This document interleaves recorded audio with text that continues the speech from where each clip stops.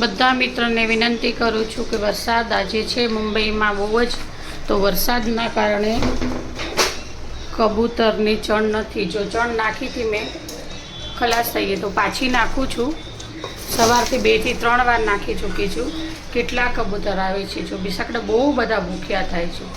તો બધા મિત્રોને વિનંતી કે પોતપોતાની બારીમાં ચણ નાખો.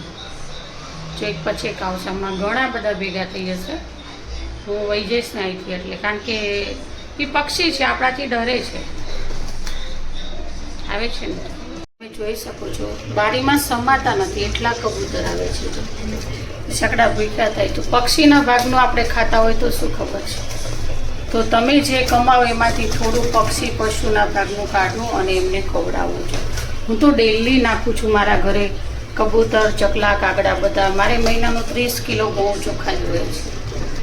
ભગવાને એના નસીબનું મને આપ્યું છે તો શું ખબર છે.